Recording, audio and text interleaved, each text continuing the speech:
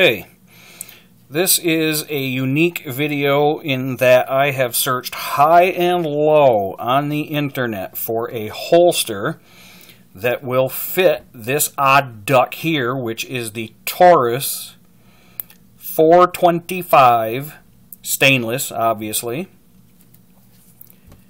5-shot 41 magnum 4-inch ported revolver.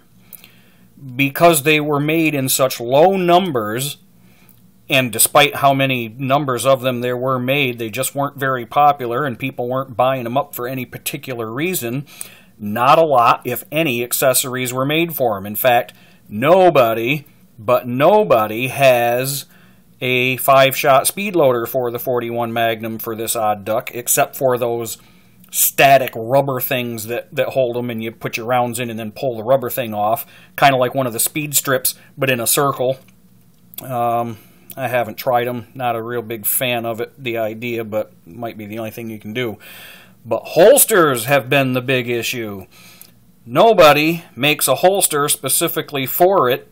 Everybody kind of piggybacks into another holster made for other guns. Well, this one is made by Bianchi,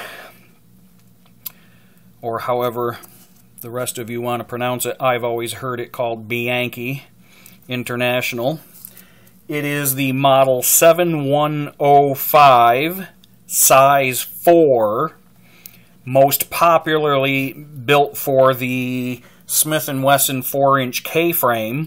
But they also note in the finder, if you go to the Bianchi page and launch the holster finder, and you go to the manufacturer, Taurus, and you go to the model 425 SS4, which is this, model 425, stainless steel, 4-inch is the nomenclature.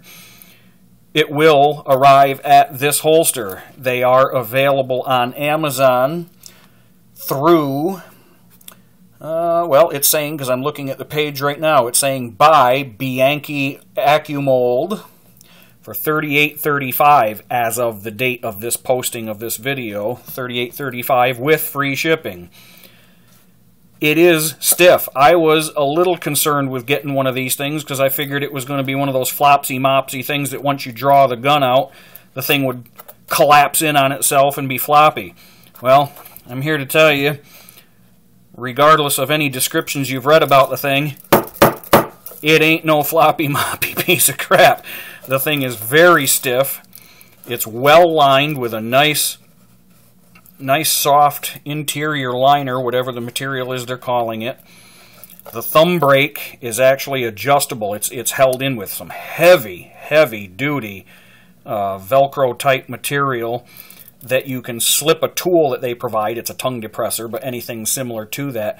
You can actually slip it down in there to break the bond between the hook and the loop fastener mating parts, and you can reposition the thing for the top of the gun and then slide the tool out and then press it back in.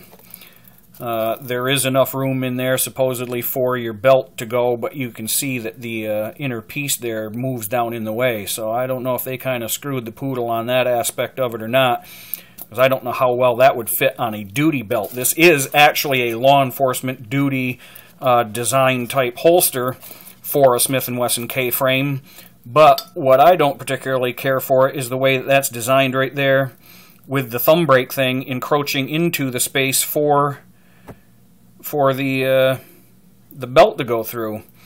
I mean, right now there's barely 1.5 inches of space. If you had to move that down, if the gun recessed in much further, you'd kind of be hosed. But that aside, I have not had to adjust this. It's not broken in yet. It's very stiff. I mean, I can't begin to tell you how rigid this thing is. It's definitely not going to collapse on you. The gun has been safety checked before. You can see that it is quite empty. And we have no ammo available here to accidentally fall into the thing and accidentally cock itself and accidentally pull the trigger and accidentally shoot myself in the foot. I won't even get into that. I love how the libtard left always says, oh, the gun accidentally went off. Yeah, I'd love to know how a gun accidentally goes off. This is getting off the beaten path of a quick review of this holster, or not so much a review, but letting people know that one exists for this gun. Is in order for a gun to accidentally go off, a round would have to accidentally be put in here unbeknownst to somebody. It would have to accidentally close. It would have to, and again, we're safety checked, so I can work the I can work the action here in complete safety here, and there's nobody else in here except for the cat, and she doesn't mind if I shoot her. One less mouth to feed.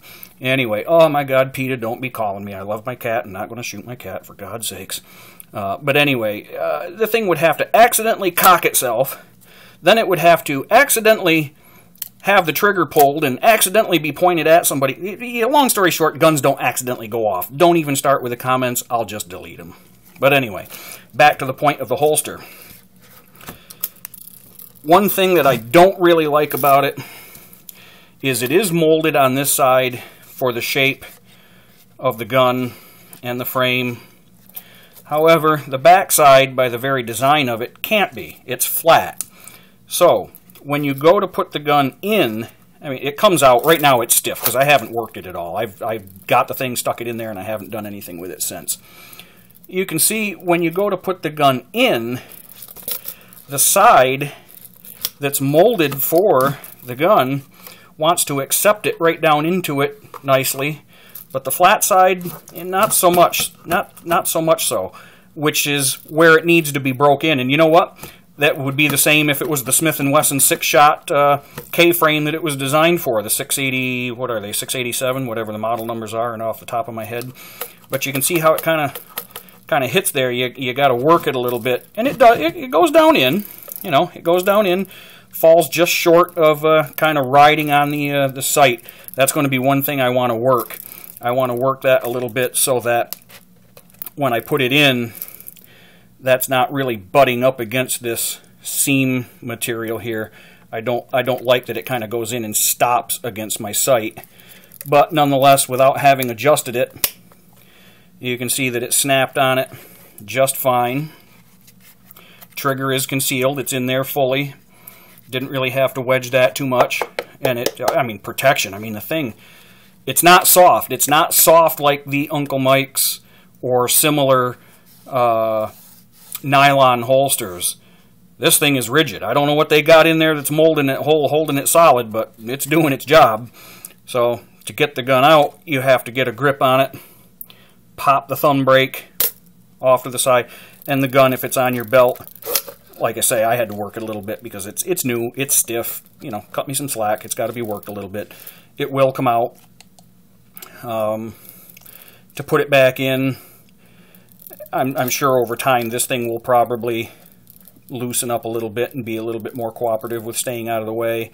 To put it back in one-handed is easy enough. You know, for all intents and purposes, you can get it back in there. I personally wouldn't like this too much for duty use, but for personal carry, once I get it loosened up, if I ever decide to carry this gun for personal carry, it'll be fine. I'm actually going to take a tool and I'm going to lift that seam, so instead of tucking in with the rear sight butting up against it, I actually want it to be a little bit on the outside so it rides up over the sight. I don't like that too much. I don't like the pressure that it puts on that right there. But for all intents and purposes, for anybody with one of these guns or the similar sized 4-inch Taurus of this frame size, that's what you're going to be looking for. The Bianchi accumold 7105. Let me just verify that.